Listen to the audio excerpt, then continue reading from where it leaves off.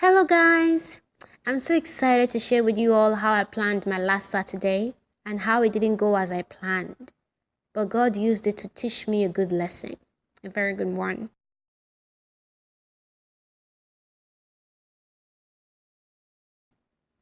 So, I had asked a friend of mine who is a fashion freak to come out with me so that we can vlog about fashion tips and get some photo shoots and even go shopping if possible for Christmas.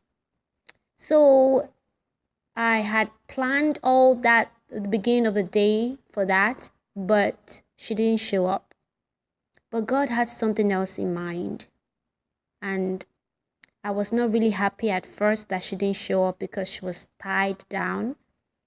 So it was initially devastating, but I had to look for something else to do later on when I found out.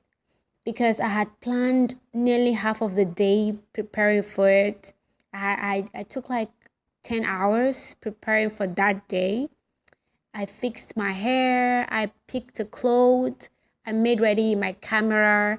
I barely got time to even eat, you know. So I just packed my food and I made sure that it was enough for me and my friend. Prior to finding out that she wasn't coming, I had enough food. I packed enough food so that when I get to the place where I will meet with her, we could just, have something enough to eat. I brought extra drinks, so. And later on, I found out that she wasn't going to come. But I'm so excited to tell you what happened along the way and how God actually changed, took control and actually changed everything for me. So on my way to the place, I came across a beggar, and this beggar actually approached me, and then he did something funny. Majority of the beggars that approach me, they ask for money, and most times I have change. I just give them. That's a little bit easy, so I just give them money. But he asked for my meal. I mean, he asked for my food. This food is not even enough. I mean, it's more than enough for one person, and I'm famished, like I'm so hungry, and I haven't eaten. It's already past 12 p.m. It was towards 1 p.m. and I haven't even eaten. I was anticipating to eat when I get to where my friend was. So, and I really didn't even plan for extra money to buy food that day. And I know my friend was going to be there, and I really, really didn't plan it for enough money to eat, to buy food, and to buy food for her too. So I was like, when I thought about that, I was like, so sorry, sir. Maybe next time I can give you my meal, my food. And then he shook his head. He shook his he shook his head, and then he left. And then when the light turned green and I was already on my way, I just looked back and I saw him heading towards the trash can, and then he bent and was looking for something to eat from the trash can, and I was so broken. I was really, really broken. I was like, oh, can I just stop and go back? But there's no time. Time has really gone. I really didn't have time, and I wasn't really happy about it. I didn't even know how I was going to eat that food later on, you know. So on getting there, my friend immediately sent a text message that she wasn't going to be around, that she was tied down. I'm like, oh no, what the heck? I was so devastated, almost devastated, and I was not really happy.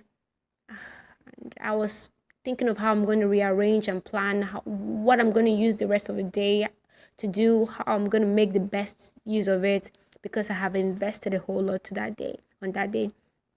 So when I tried eating, I really didn't enjoy the food, although the food was really it's a really delicious food, but I really didn't enjoy the food because of what happened that day.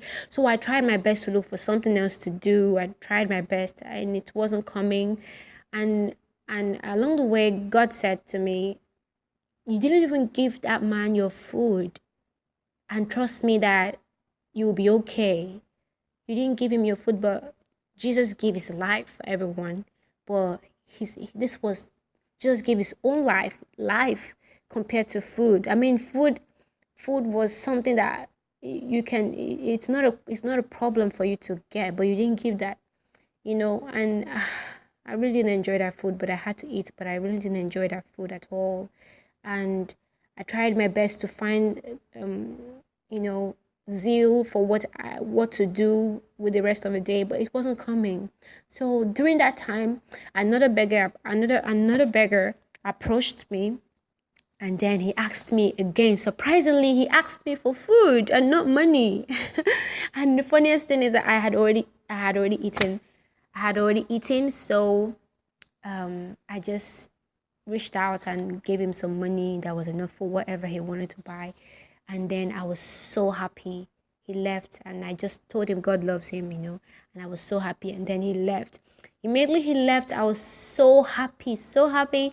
And then I got this zeal that I really didn't own from the beginning. I got this zeal, and then I had ideas of what I could do for the rest of the day, and I just went on, happy. I was able to have enough boldness to go on to do what the next thing I wanted to do in compensation for what happened earlier on. So, I'm so happy for that lesson. Actually, the lesson that experience gave to me, and is that in life there are different ways that you can have blessings set upon you and upon your life.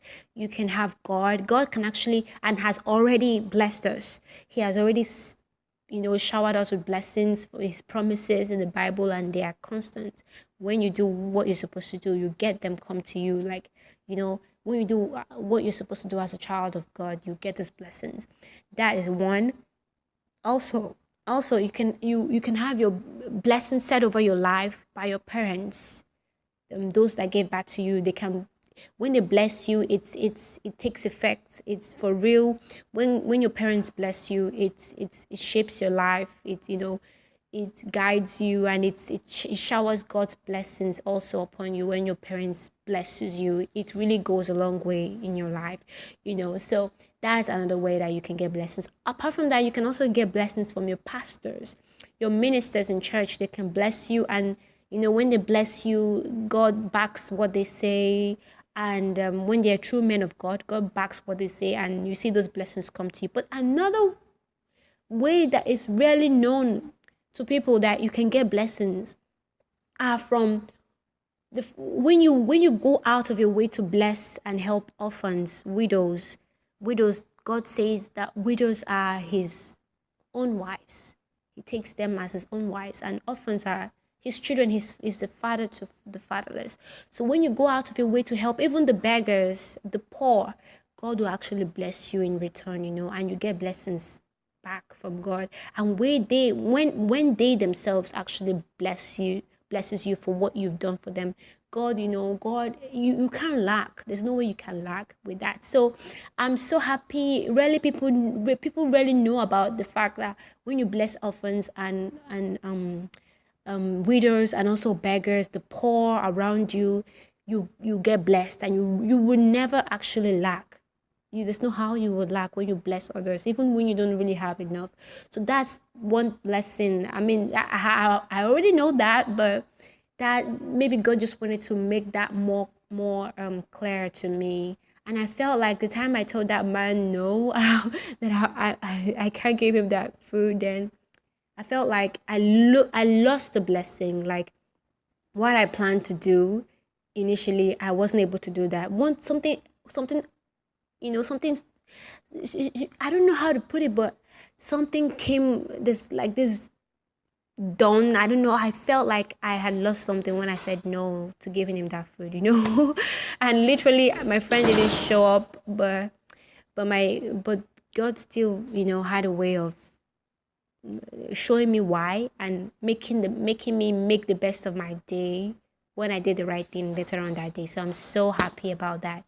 Anyway, so I hope you all get to understand what I just said and apply it to your lives. It will take you a whole long way. All right.